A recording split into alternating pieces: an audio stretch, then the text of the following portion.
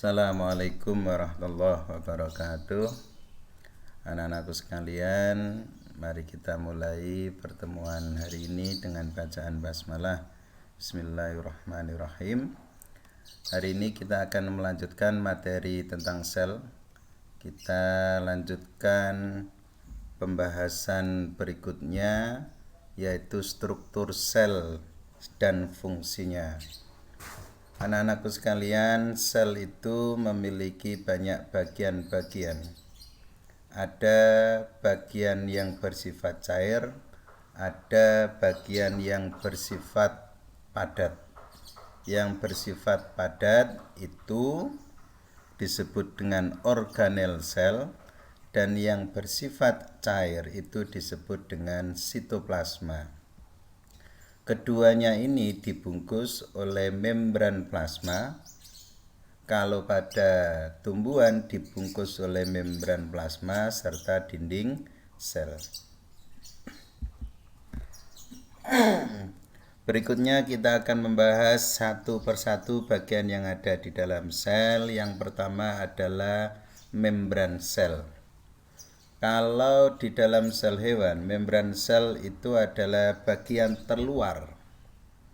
Membran sel itu tersusun atas senyawa lipid atau lemak serta protein. Ini komponen utama. Tentunya juga ada komponen-komponen yang lain seperti karbohidrat atau glukosa yang terikat dengan senyawa yang lain. Membran sel itu memiliki sifat selektif permeable, artinya adalah mampu dilewati zat-zat tertentu, tetapi tidak semuanya. Ada yang terselektif, tidak boleh masuk dan tidak boleh keluar, tergantung jenisnya dan tergantung ukurannya, maka disebut selektif permeable. Fungsi dari membran sel adalah mengatur keluar masuknya zat dari dalam maupun dari luar. Mengatur masuk keluarnya zat. Kita bisa lihat gambar berikut ini. Bahwasanya membran sel itu tersusun atas dua lapisan, maka disebut dengan bilayer. Disebut dengan bilayer. Kedua lapisan ini tersusun atas protein dan lipid. Bagian lipid itu adalah bagian yang berwarna ungu. Bisa kalian lihat, berwarna ungu, ada kepala dan ada ekornya, itu bagian lipid. Dan bagian kepala itu yang memiliki sifat senang dengan air, maka disebut hidrofilik. Sedangkan yang ekornya itu disebut dengan hidrofobik, karena tidak suka dengan air. Maka bagian kepala itu selalu berada di permukaan luar, karena permukaan luar itu nanti bersinggungan langsung dengan cairan yang ada di luar sel maupun cairan yang ada di dalam sel. Maka yang seperti kepala itu disebut hidrofilik. Sedangkan bagian yang berwarna biru itu disebut bagian protein. Ada dua protein. Protein yang kalau berada di permukaannya saja itu disebut protein perifer. Sedangkan protein yang masuk ke kedua lapisan itu disebut protein integral. Terus ada bagian yang seperti sate yang tersusuk itu, kecil-kecil itu disebut karbohidrat yang berikatan dengan protein, maka disebut dengan glikoprotein. Ini adalah struktur dari membran sel. Ini adalah gambar yang lain. Nah, seperti itu. Berikutnya kita akan lanjut yang kedua, yaitu dinding sel. Dinding sel ini adalah bagian yang hanya dimiliki oleh sel tumbuhan saja dan letaknya itu paling luar. Dinding sel itu berfungsi sebagai pelindung, penyokong, serta berfungsi membentuk bentuk sel. Bentuk sel tumbuhan itu macam-macam, ada yang memanjang, ada yang bulat, ada yang bersegi, semuanya itu tergantung dari dinding sel. Selain tumbuhan, kalau masih ingat, dulu itu sudah kita pernah bahas, makhluk yang punya dinding sel tidak hanya tumbuhan, ada bakteri, ada jamur. Cuma penyusunnya itu yang menjadi pembeda. Kalau jamur itu tersusun atas zat kitin, sedangkan bakteri itu tersusun atas peptidoglikan. Sedangkan dinding sel pada tumbuhan, zat yang dominan itu adalah selulosa atau yang berbentuk serat. Selain ada selulosa, ada hemiselulosa, ada pektin, ada lignin. Ini adalah penyusun dari dinding sel. Dinding sel itu ada bagian-bagiannya. Ada yang disebut lamela tengah, itu bagian di antara dinding satu dengan dinding yang lainnya, itu disebut dengan lamela tengah. Ada dinding sel primer dan ada dinding sel sekunder. Sedangkan bagian berikutnya adalah ada bagian dinding sel yang bisa dilewati oleh cairan sel satu dengan yang lainnya. Tempat masuknya zat dari sel satu dengan yang lainnya lewat cairan atau sitoplasmanya, bagian tempat lalu lintasnya cairan itu disebut dengan plasmodesmata atau jembatan penghubung antar sel. Kita bisa lihat gambar berikut ini. Jadi bagian yang paling dalam dari dinding sel itu disebut dinding sel sekunder. Baru berikutnya keluar itu disebut primer. Sedangkan di antara primer satu dengan primer dinding yang lainnya itu disebut dengan lamela tengah.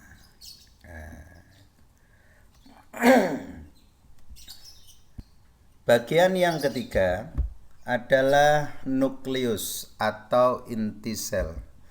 Bagian ini ada di kedua sel, tumbuhan maupun hewan ada. Kalau di hewan ini bagian yang terbesar, bentuknya bulat. Ini kalau dalam kerajaan, ini fungsinya sebagai rajanya. Karena mengatur, mengendalikan semua proses yang ada di dalam sel itu adalah nukleus. Nukleus itu sendiri terdiri dari pembungkus nukleus atau disebut membran nukleus, yang membrannya ini berbeda dengan membran sel karena memiliki pori-pori, memiliki lubang-lubang kecil tempat nanti keluarnya RNA M atau RNA D. Kemudian di dalamnya ada cairannya, namanya adalah plasma inti. Kemudian di dalam paling tengah di antara nukleus, di dalam nukleus itu disebut nukleolus atau anak inti. Di dalam inilah kemudian terdapat kromatin atau kromosom. Nah, kita bisa lihat.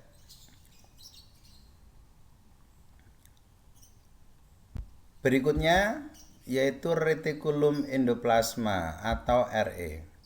Kenapa disebut retikulum? Retikulum itu artinya adalah jala dari kata rete, karena bentuknya itu membentuk anyaman seperti jala. Letaknya itu dekat dengan nukleus. Nanti kita bisa lihat gambarnya. RE itu ada dua, RE kasar dan RE halus. RE kasar itu apabila RE yang bergranula, ada titik-titiknya, titik-titik hitam. Dan titik-titik hitam itu adalah ribosom. Kalau tidak ada ribosomnya, itu disebut RE halus, sehingga memiliki fungsi yang berbeda. RE kasar itu RE yang berperan sebagai transportasi zat atau zat yang dimaksud adalah protein. Jadi RE kasar di atasnya itu ada ribosom. Ribosom itu berfungsi mensintesis protein. Protein ini nanti masuk ke dalam RE kasar untuk dibawa ke badan Golgi. Sedangkan RE halus, RE yang tidak ada ribosomnya, sehingga fungsinya adalah untuk mensintesis dan sebagai transportasi glikogen, lemak, dan steroid. Keduanya ini adalah macam-macam dari lipid. Ketiganya ini merupakan lemak, cuma berbeda strukturnya. Dan ketiganya ini diproduksi, disintesis di retikulum endoplasma halus. Nah, itu gambarnya. Jadi yang berwarna ungu itu adalah nukleus. Berikutnya di luarnya itu sudah retikulum endoplasma. Kalau retikulum endoplasma terdapat bintik-bintik itu berarti RE kasar. Sedangkan yang paling luar itu yang kecil-kecil itu adalah RE halus. Ini bedanya. Nah, oke, kita lanjut ke badan Golgi. Badan Golgi adalah organel yang keduanya di tumbuhan hewan itu ditemukan. Bentuknya itu seperti kantong pipi yang bertumpuk-tumpuk. Fungsi badan Golgi itu adalah sebagai alat sekretori, yaitu menghasilkan zat sekresi seperti enzim, hormon itu diproduksi di dalam badan Golgi. Badan Golgi inilah juga yang tadi mendapatkan protein dari RE nanti akan digabungkan dengan senyawa yang lain. Bisa dengan karbohidrat, bisa dengan lemak yang akhirnya kemudian jadilah zat sekresi seperti enzim dan juga hormon. Juga badan Golgi nanti yang menghasilkan organel lisosom itu juga dibentuk di badan Golgi. Kita bisa lihat gambar. Jadi yang berbentuk pipi itu badan Golgi. Kemudian keluar terbentuk vesikel bulat-bulat. Nah, itu disebut lisosom. Yang di dalamnya itu terdapat enzim, namanya enzim hidrolitik yang mampu menghancurkan bakteri, mampu menghancurkan virus, mampu menghancurkan organel-organel yang tidak difungsikan kembali. Itu nanti akan dihancurkan oleh lisosom yang itu dibentuk oleh badan Golgi.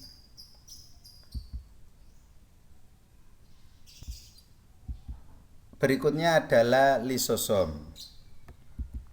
Jadi lisosom adalah organel yang ukurannya itu relatif kecil, dibungkus oleh membran berisi enzim.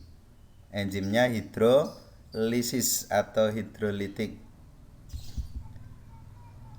Lisosom itu terbentuk dari RE dan badan Golgi. Urutannya dari RE dulu, badan Golgi, kemudian terbentuklah lisosom. Berfungsi sebagai intrasel, menghancurkan barang-barang yang sudah tua, yang tidak berfungsi, yang menghancurkan ada lisosom. Ketika ada bakteri, virus masuk, yang menghancurkan juga lisosom.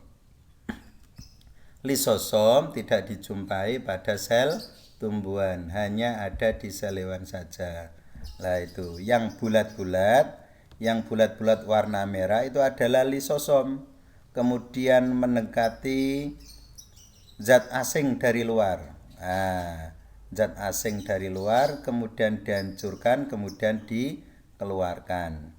Kalau bagian yang kiri itu adalah lisosom yang warna merah, itu akan mendekati mitokondria yang sudah tidak berfungsi, kemudian dihancurkan, kemudian dikeluarkan.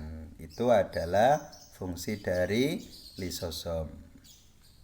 Masih banyak bagian-bagian yang lain yang nanti kita akan bahas pada pertemuan berikutnya. Saya cukupi sekian. Assalamualaikum warahmatullahi wabarakatuh.